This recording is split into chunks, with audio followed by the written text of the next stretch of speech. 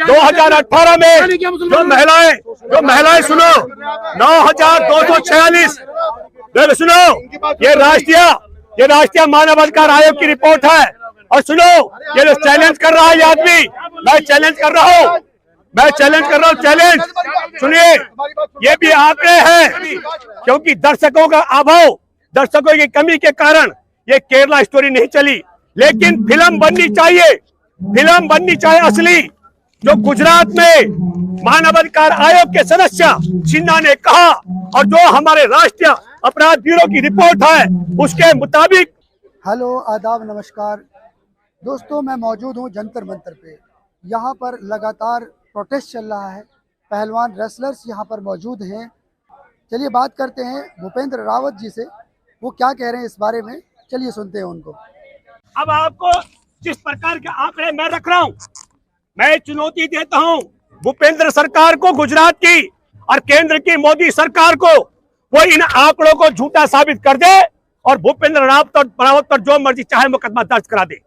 मैं दूसरी चुनौती देता हूं, केरल के 1553 गांव में 14 जिलों में जो ये दावा कर रहे हैं कि 30,000 से ज्यादा महिलाएं IS के संपर्क में है और धर्म परिवर्तन कर दिया गया है।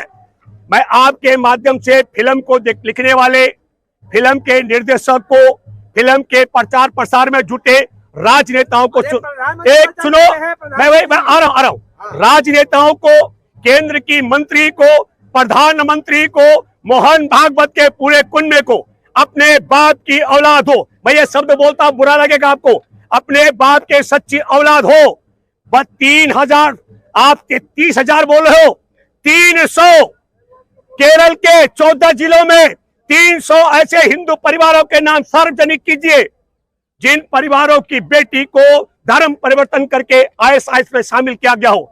यह षड्यंत्र है और मैं भूपेंद्र रावत राष्ट्रीय अपराध ब्यूरो की जो रिपोर्ट है उसके मुताबिक चैलेंज करता हूं कि 2016 से लेकर के 2020 तक मात्र 5 वर्ष के अंदर राष्ट्रीय अपराध ब्यूरो की रिपोर्ट के मुताबिक गुजरात की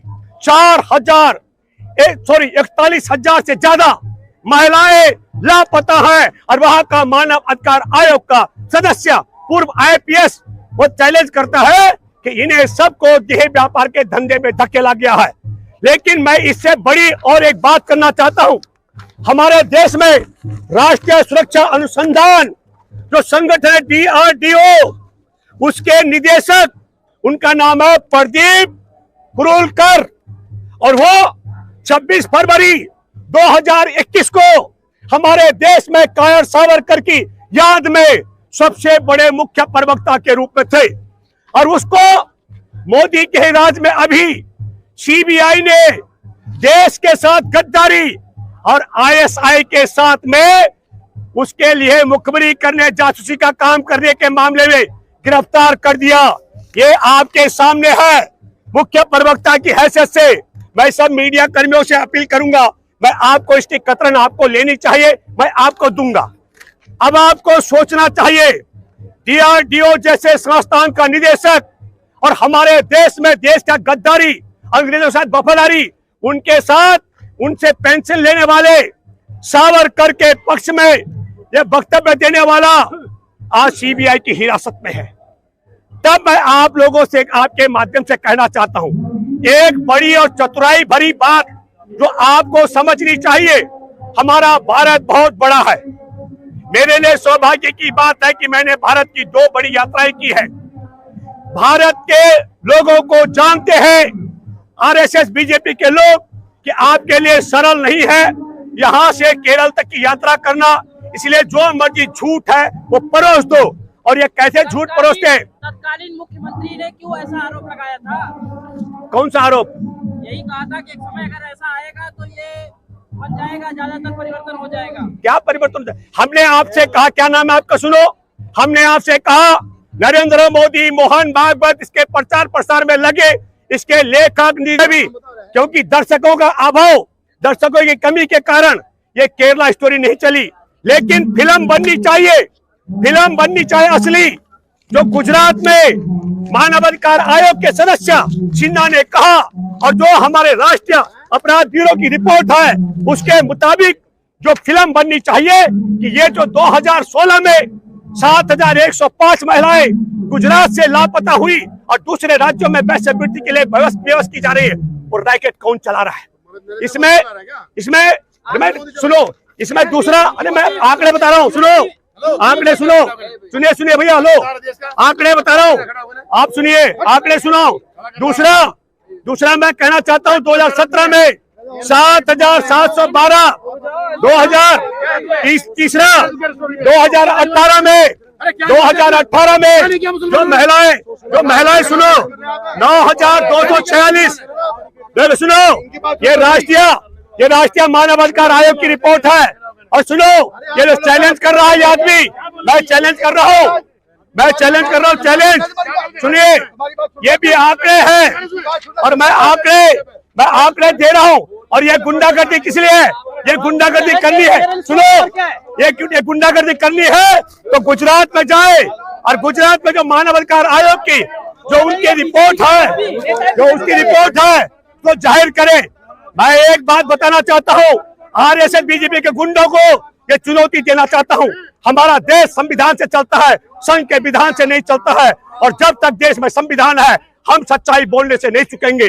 फिर मैं आपके सामने कहना चाहता हूँ, आपने सुना मैंने क्या कहा कि मात्र 3 मामले हैं, लेकिन हमारे देश में राष्ट्रीय अनुसंधान संगठन DRDO का निदेशक ISI का एजेंट निकलता है, उस पर यह संघ का गुंडा चुप रहता है। हमारे देश में गुजरात की 41,000 महिलाएं गुम हो गई, उस पर यह गुंडा चुप रहता है। हमारे देश में हमारे देश की बहादुर बेटियां ओलंपिक पदक विजेता यहाँ बैठी है, यहाँ पर यौन शोषण के खिलाफ, उस पर यह गुंडा चुप रहता है। हमारे देश में राम मंदिर के नाम पर चंदा इकट्ठा करके अयाशी का अड्डा बनाने वाले चिन्मयानंद के मामले में यह गुंडा चुप रहता है। और मैं जब पोल खोल करता हूं कि भूपेंद्र रावत कहता है मोदी, अमित शाह, भागवत अपने बाप की औलाद है, 300 ऐसे हिंदुओं के नाम उजागर करे केरल में जिनकी बेटियों का धर्म परिवर्तन करके ISI में शामिल किया गया हो, मैं भी जय भाजपा कह दूंगा। 1 मिनट पहले सुनो, ये मैं इसलिए कह रहा हूं, ये 30,000 का आंकड़ा कर रहे हैं, और मैं फिर कह रहा हूं गुजरात की 41,621 महिलाएं पिछले 5 साल मतलब 2016 से 20 में लापता हैं। तब मैं आपसे अपील करता हूं, आप इस संघी गुंडों की अफवाह कैसे फैलाते देखो। जैसे मैं वापस आता हूं कश्मीर फाइल के जो उसके अध्यक्ष संघर्ष समिति के संजय टिक्कू ने कहा 680 ब्राह्मणों की हत्या का मुकदमा दर्ज नहीं हुआ। गृह मंत्रालय भी जो FIR है वो 200 की है, लेकिन कश्मीर फाइल में भी हजार लोगों की हत्या का मामला दिखाया गया। और जो सच्चाई है उस पर पर्दा डालने का षड्यंत्र ये करते हैं। मैं इसलिए कहना चाहता हूं फिल्म बननी चाहिए गुजरात फाइल बननी चाहिए, ताकि उजागर हो सके कि 2016 से लेकर 20 तक 41,621 महिलाओं को, गुजरात की बेटियों को वैश्यवृत्ति के धंधे में डालने वाली मोदी सरकार है या भाजपा की राज्य सरकार है, इस पर फिल्म बननी चाहिए, जांच पड़ताल होनी चाहिए। तो इस पूरे मुद्दे पर मैं आप लोगों से अपील करता हूं, ये झूठ फैलाने की मशीन है। जिस तरीके से ये कहते हैं कि देश की आजादी के जंग में बुलबुल की पीठ पे बैठ के सावरकर गोरों के लिए जासूसी करता था, और अब सावरकर के गुणगान करने वाला DRDO का निदेशक रह चुका शख्स निदेशक के पद पर।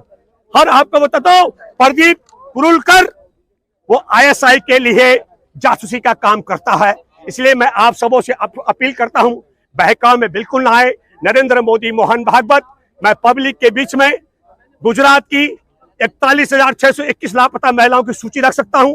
उनसे मैं चैलेंज करता हूं वह केरल की मात्र 300 परिवारों की सूची सार्वजनिक करें, तो मैं मान जाऊंगा कि हाँ, केरल की फिल्म या केरल हिस्टोरी में कोई दम है। धन्यवाद। Thank you sir, thank you.